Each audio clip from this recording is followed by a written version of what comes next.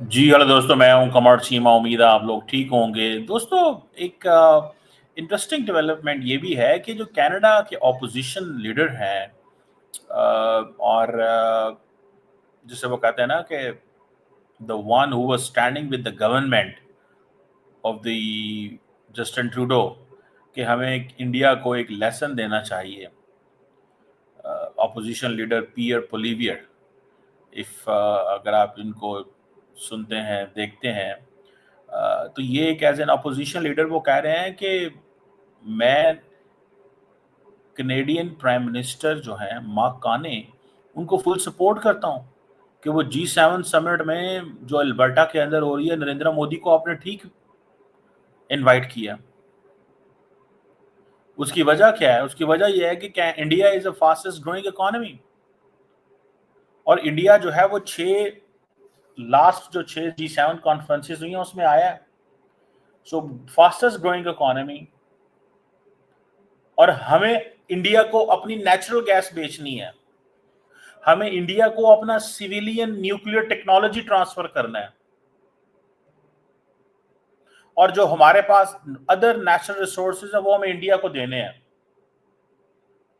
अब ये चीज जो है, दैट इज समथिंग, एक इंपॉर्टेंट तो है ना, नजर तो आ रहा है कि ये कैसे चीजें चल रही हैं कि हुकूमत और opposition they are on the same page.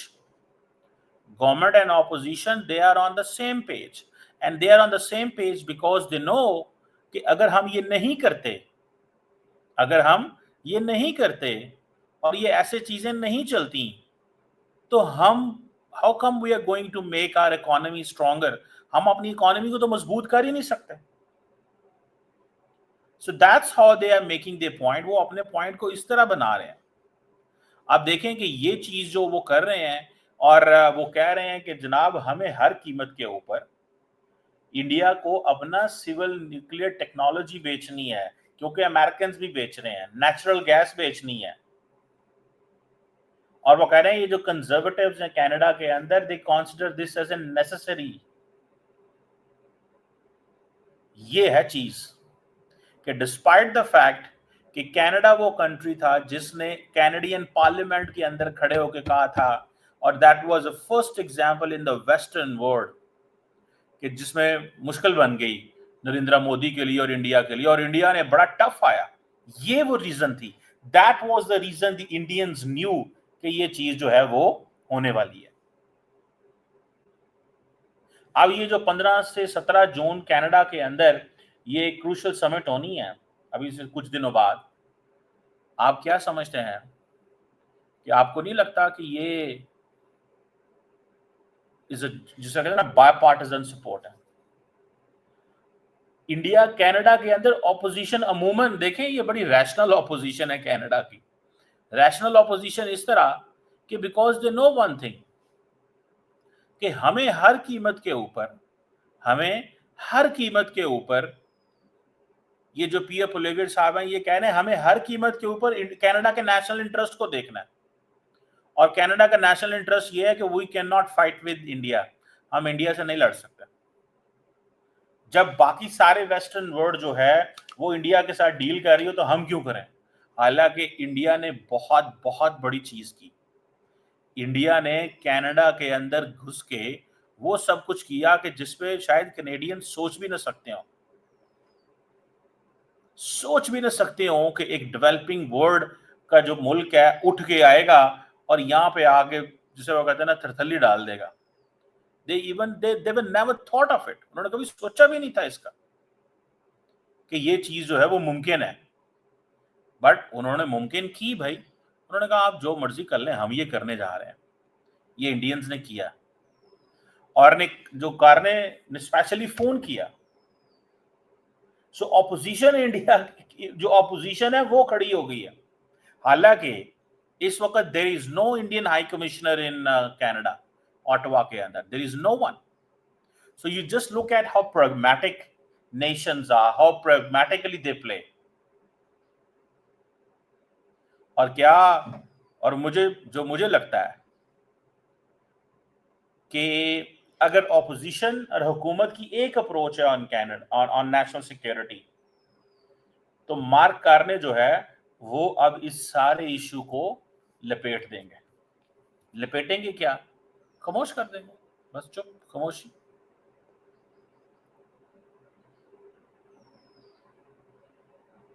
सो ये चीज जो है कि अब इंडिया और कनाडा, हाँ, लेकिन जितना ज्यादा इंडियन मीडिया चार्ज्ड है ऑन कनाडा, ये भी एक देखें, ये बहुत बड़ी चीज है, जितना ज्यादा इंडियन मीडिया चार्ज्ड है ऑन कनाडा, क्या कर सकेंगे?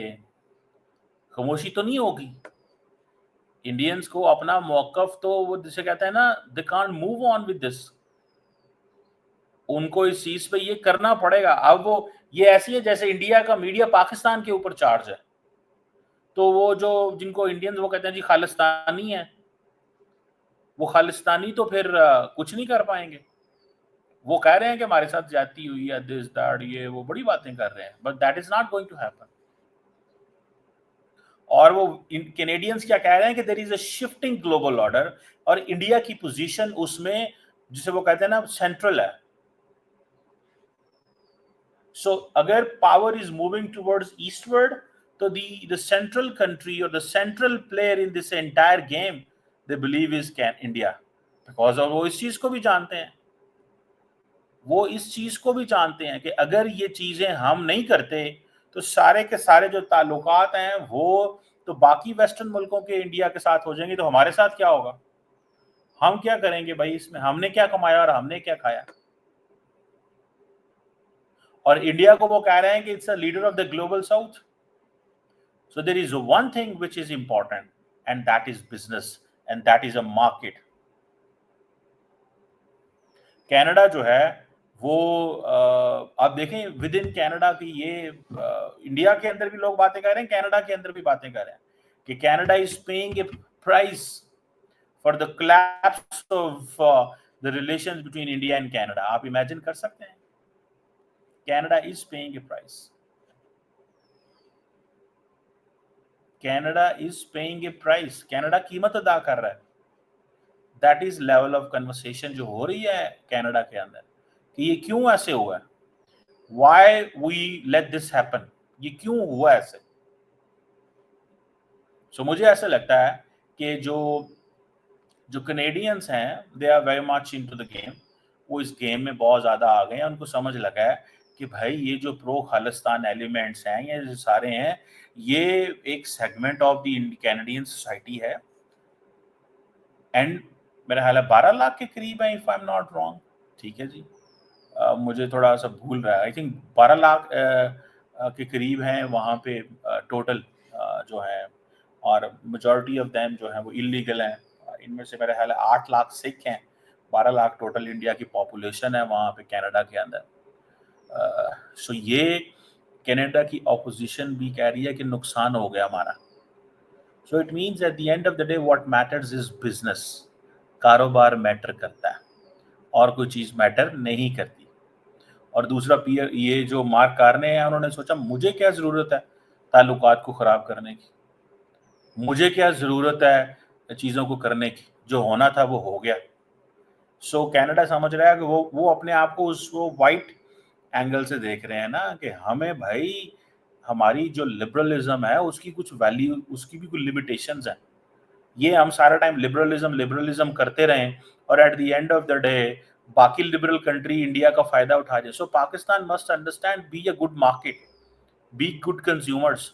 अभी तो हम डरते हैं, जरा सा कोई बंदा पाकिस्तान से आके कोई पैसे कमा ले, हमें खौफ आता है, हमें खौफ आता है। वो हमारे टर्किश जो कुछ ड्रामा वाले यहाँ आए थे तो उन्होंने कहा जी पाकिस्तान के साथ हमने काम करना है।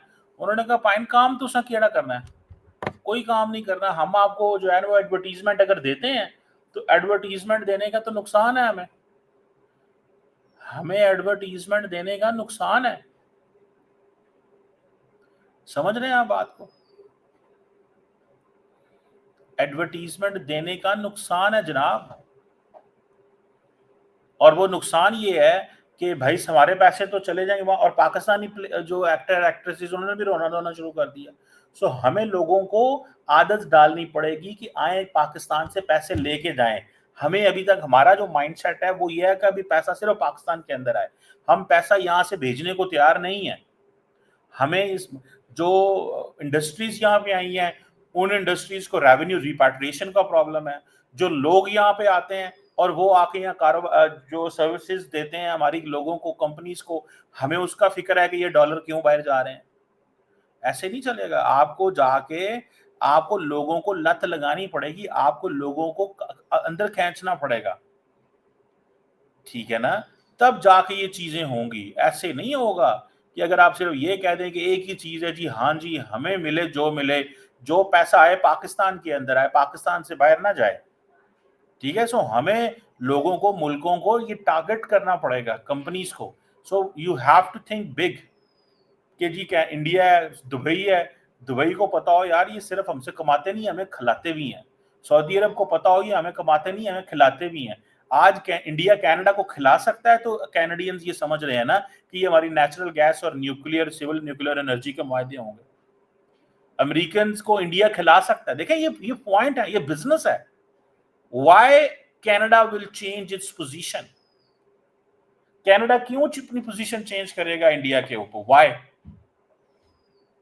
एक सवाल बनता है ना, क्यों चेंज करेगा?